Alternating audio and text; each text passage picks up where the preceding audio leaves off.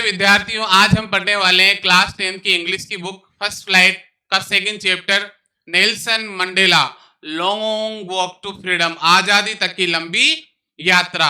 दोस्तों, जिस प्रकार से भारतवर्ष पर अंग्रेजों का 200 से भी ज्यादा समय तक राज रहा, उसी प्रकार साउथ अफ्रीका में भी, दक्षिण अफ्रीका में भी अंग्रेजों का 300 सालों से भी ज्यादा समय तक रूल रहा। और इस व्हाइट रूल के दौरान जो यहाँ के जो लोकल ब्लैक पीपल थे उन पे बहुत ज्यादा अत्याचार हुआ।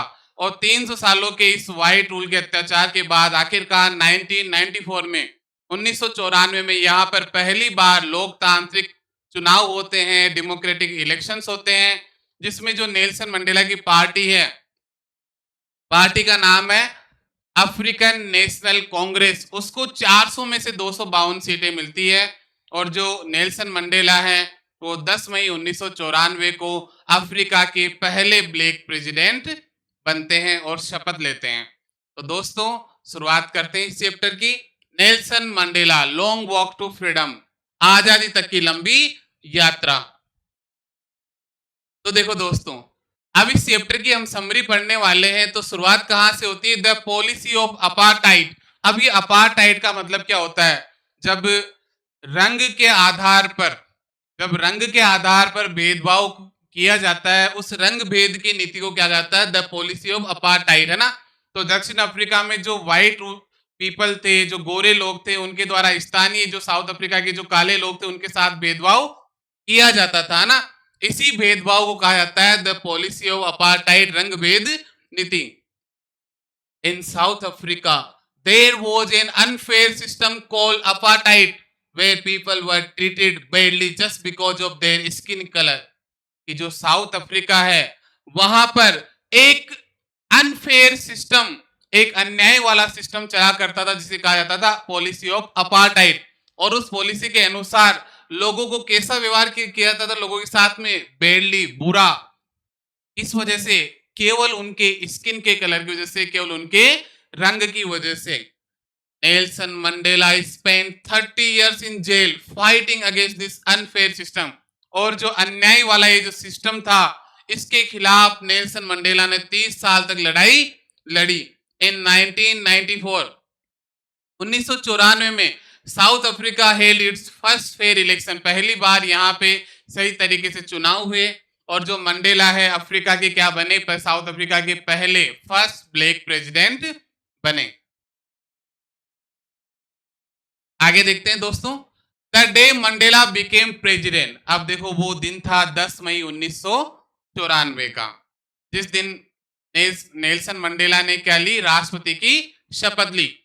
On 10th May 1994, Mandela became the president at a big ceremony at the Union Buildings in Pretoria. देखो, अब यहां पर क्या होता है कि प्रिटोरिया में एक सेरेमनी होती है ना। The ceremony took place, ceremony होती है कहां पर? इन द लवली, प्यारा सा, लवली सैंड स्टोन, चूने पत्थर से बना हुआ एमपी थिएटर।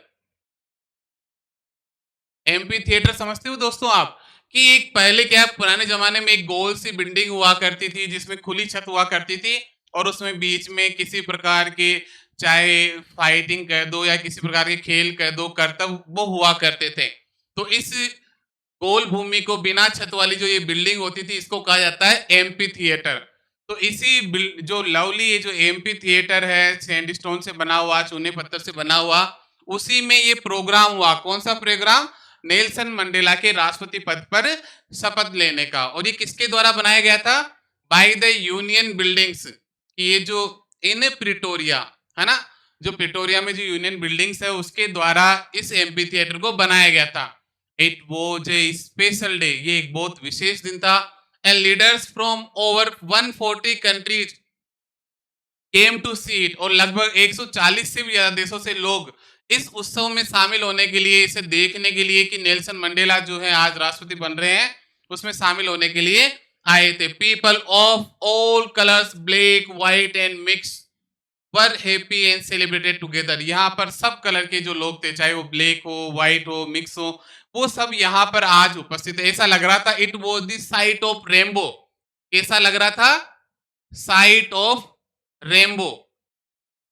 ऐसा लग रहा था कि ये किसका दृश्य है, जैसे कि इंद्रधनुष का दृश्य है ना। किसके लिए ये सब?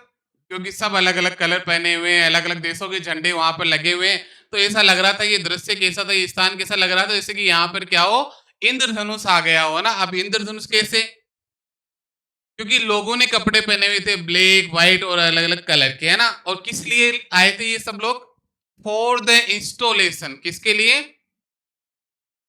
फॉर द इंस्टॉलेशन, है ना, of south Africa's first democratic and non racial government. अब ये सब लोग यहां पर आए थे किस लिए? इंस्टॉल करने के लिए, स्थापित करने के लिए साउथ अफ्रीका की जो पहली लोकतांत्रिक और नॉन रेशियल गवर्नमेंट। रेशियल का मतलब जो रंग भेद नीति है, रंग के जाति के आधार भेदभाव करने वाली है ना, तो नॉन रेशियल ऐसी सरकार जो जाति के आधार पर भेदभाव नहीं करती, उसकी स्थापना के लिए इतने देशों से 140 से ज्यादा देशों से लोग यहां पर आए थे। Third, leaders on the stage. दोस्तों यहां पर आप देख सकते हो ये कौन है यहां पर? Nelson Mandela. नेल्सन मंडेला, ठीक है। इनके साथ में थी इनकी डॉटर जेनेनी, है ना। ये आप इस डॉटर जेनेनी को देख सकते हो। इसके अलावा यहां पर थे मिस्टर डी क्लर्क। ये आप जो देख रहे हो ये कौन है? मिस्टर डी क्लर्क, जो कौन थे? इनके सेकंड डिप्यूटी प्रेसिडेंट, द्वितीय उपराष्ट्रपति, है ना। और थाबो मबेकी जो आप यहां पर देख रहे हो ये कौन है? Thabo Mbeki. ये कौन थे इनके? फर्स्ट वाइस प्रेसिडेंट, है ना, फर्स्ट डिप्यूटी प्रेसिडेंट, ठीक है। तो देखो, on that lovely autumn day, उस प्यारे से ऑटम डे पर। अब देखो ऑटम का मतलब तो क्या होता है? पतझड़। फिर ये पतझड़ के दिन को प्यारा क्यों कहा गया? वैसे मई में क्या होता है, साउथ अफ्रीका में पतझड़ का मौसम रहता है, लेकिन इस दिन को प्यारा कहा गया है क्योंकि जैसे पतझड़ के मौसम में क्या होता है कि जो पेड़ों की जो पत्तियां होती है नीचे गिरती है, उसी प्रकार से the leaves of slavery. Slavery का मतलब क्या होता है? गुलामी। कि ये जो गुलामी की जो पत्तियां हैं आज यहां से नीचे गिरती है। किनकी गुलामी? कि ये इतने दिन से ये गुलामी हो रही थी कि इनके व्हाइट रूल जो था, इन ब्रिटिश की जो के ये अंदर ये क्या थे? गुलाम थे। आज इस ब्रिटिश रूल की जो पत्तियां हैं वो क्या हो रही है? गिर रही है ना। देखो, on that lovely autumn day Nelson Mandela वो ज्वाइंड बाय हिज डॉटर जेनेनी। ये अपने डॉटर जेनेनी के साथ वहां पर थे। सबसे पहले मिस्टर डी क्लर्क ने क्या किया? सेकेंड डिप्यूटी प्रेसिडेंट की शपथ ली। उनके बाद में थाबो मबेकी जो है उन्होंने फर्स्ट डिप्यूटी प्रेसिडेंट की क्या ली? शपथ ली। और मंडेला ने थैंक किया ना, धन्यवाद दिया उन अंतरराष्ट्रीय नेताओं को जो वहां पर आए थे। किस लिए? टू अटेंड द सेरेमनी, इस समारोह में शामिल होने के लिए। और उन्होंने क्या कहा कि ये जो उनकी उपस्थिति है वो जो sign of a shared victory, ये क्या थी? एक निशान थी, है ना, एक प्रतीक थी। किसका प्रतीक थी? कि सामूहिक विक्ट्री की, जीत की। A victory for justice peace and human dignity, कि न्याय, शांति और मानव सम्मान की ये क्या थी? जीत थी। आगे देखते हैं दोस्तों, मिलिट्री लॉयल्टी टू डेमोक्रेसी, के जो मिलिट्री की जो वफादारी है लोकतंत्र के प्रति, इसके बारे में हम देखते हैं। तो देखो, इवन द आर्मी ऑफिसर्स, आप यहां पे देख पा रहे हो ये आर्मी ऑफिसर है ना, इनके बारे में नेल्सन मंडेला क्या कहते हैं?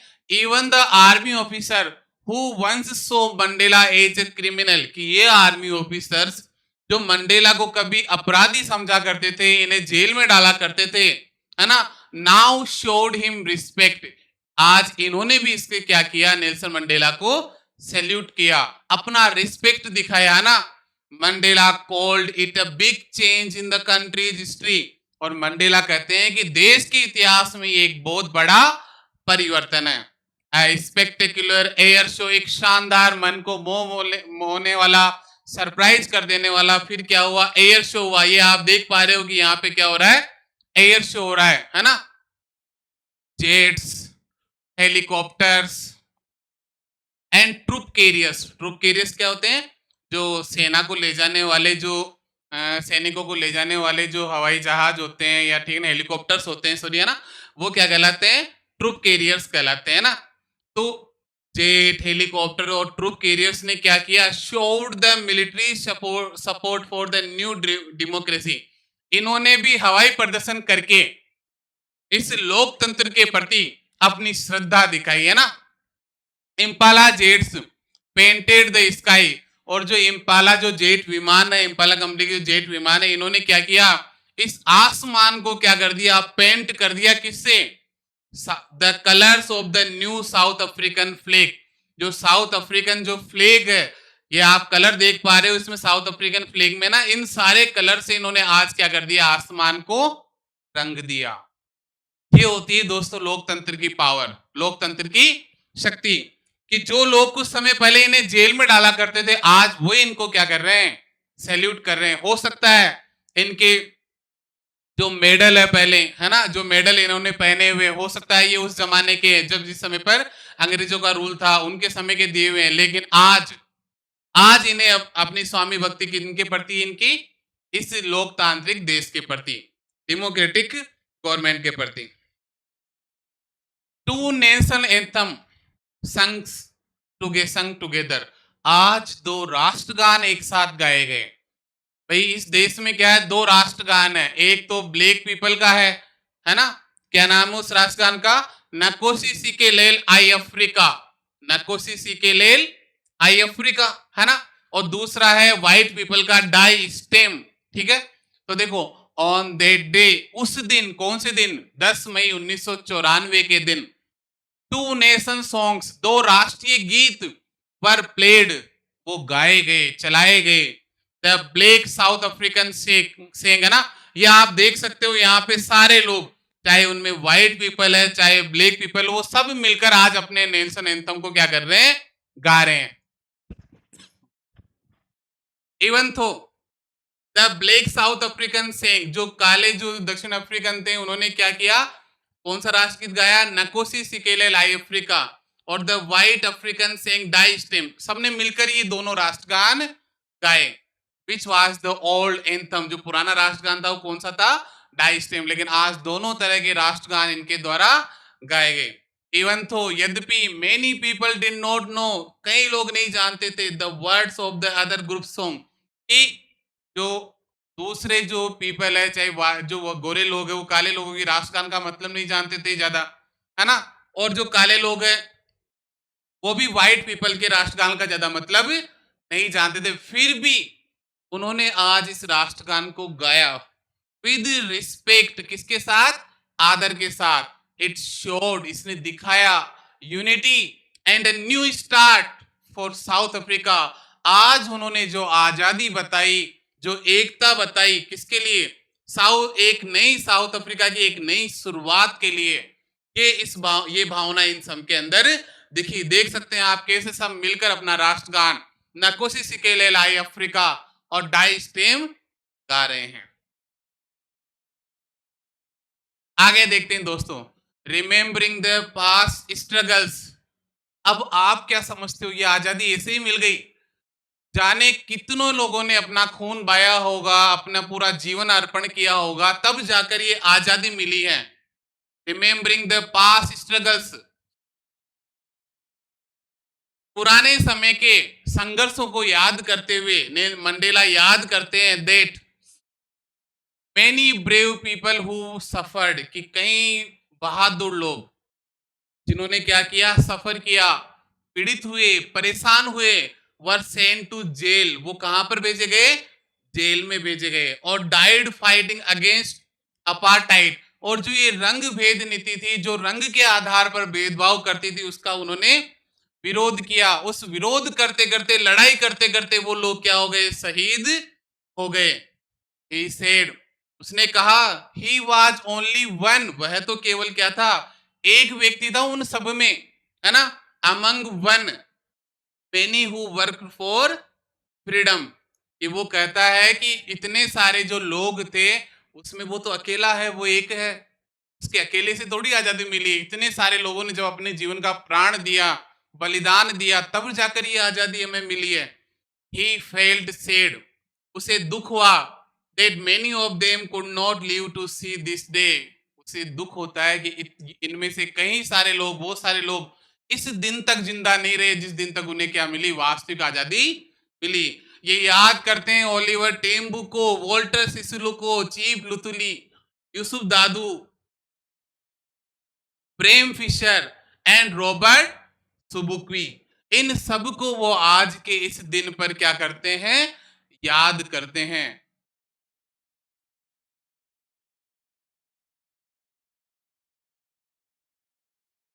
अब दोस्तों, जो मंडेला है वो एक बात और कहते हैं कि ये जो साहस इन लोगों में आया, जो करेज जो आया, कि इनमें क्या था, अंग्रेजों के प्रति एक डर था, अंग्रेजों से एक डर था।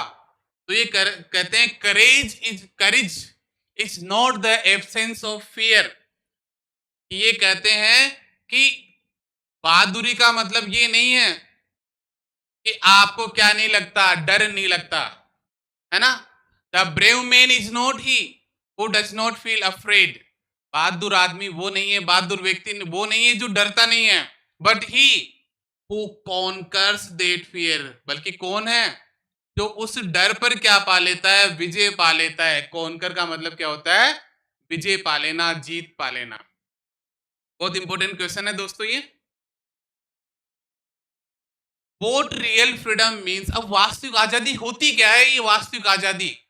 तो देखो, as child Mandela thought freedom meant being able to run and play.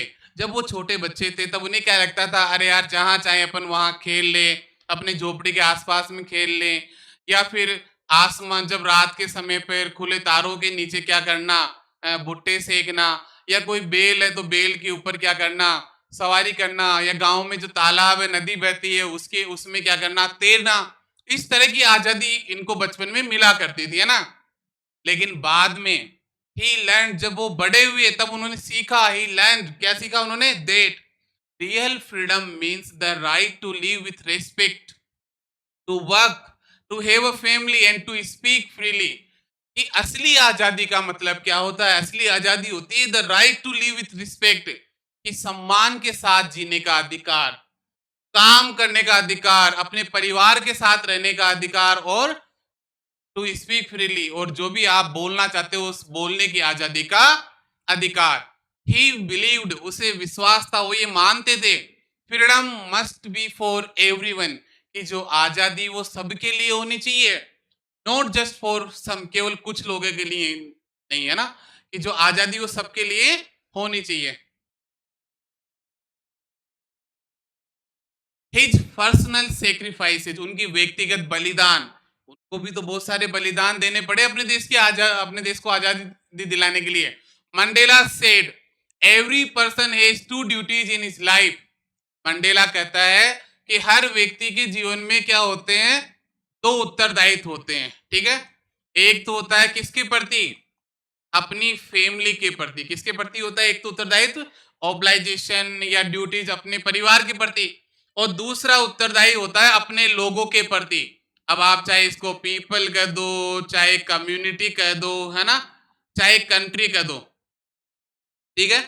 और दूसरा क्या, अपने परिवार, परिवार में ये अपने पेरेंट्स हम कह सकते हैं, वाइफ है, चिल्ड्रन है ना। तो दो तरह के हमारे क्या होते हैं, कर्तव्य होते हैं, एक तो अपने परिवार के प्रति, एक अपने लोगों के प्रति। और परिवार में कौन है, पेरेंट्स, वाइफ, चिल्ड्रन। और जो दूसरा कर्तव्य होता है अपने लोगों के प्रति, अपने समुदाय या देश के प्रति। तो कहता है अंडर अपार्टाइड, की इस रंग भेद की नीति के दौरान ब्लैक पीपल को नॉट डू बोथ, कि हो सकता है आप अपने दोनों कर्तव्यों का पालन करते हो, आप परिवार को भी समय देते हैं, आप अपने देश को भी समय देते हैं, लेकिन जब यहाँ रंग भेद नीति चल रही थी उस समय जो ब्लैक पीपल थे, जो स्थानीय साउथ अफ्रीका के लोग थे, वो ये दोनों कार्य नहीं कर सकते थे। या तो अपने परिवार को ही समय दो, और अगर आपने देश के बारे में सोचा तो आपको अपने परिवार से अलग कर दिया जाएगा। Mandela chose to serve his country and gave up his family life. Mandela ने क्या किया? किसको चुना? अपने परिवार को नहीं चुना, अपने देश को चुना। और जब उसने देश को चुना तो उसको अपने परिवार से दूर जाना पड़ा, एक ऐसा जीवन जीना पड़ा जो किससे भरा हुआ था? कठिनाइयों से भरा हुआ था, एंड स्ट्रगल, संघर्षों से भरा हुआ था। ऐसा जीवन मंडेला को जीना पड़ा।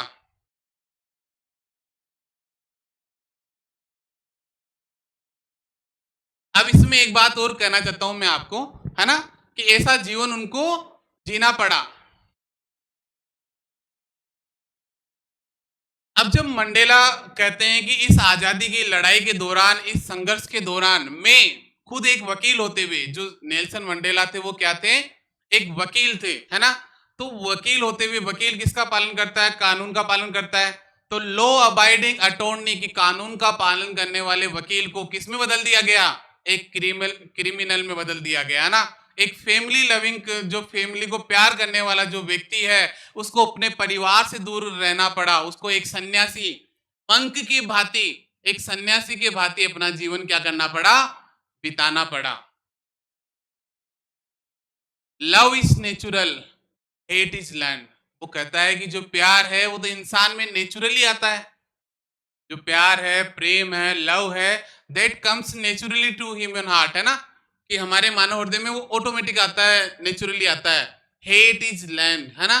और जो नफरत है वो तो सिखाई जाती है, अपने आप कोई किसी से नफरत नहीं करता। मंडेला मानते हैं that no one is born hating others, कोई भी दूसरों से नफरत करते हुए पैदा नहीं हुआ है। A people can learn to hate, यदि लोग नफरत करना सीख सकते हैं, they can also learn to love, वो प्यार करना भी सीख सकते हैं। Even in jail, sometimes Mandela noticed a little kindness in a guard, even if only for a moment. But this small act gave him hope and strength. वो कहते हैं कि जब मैं जेल के अंदर था, तब एक गार्ड के अंदर मैंने थोड़ी सी करुणा देखी, मेरे लिए दया देखी।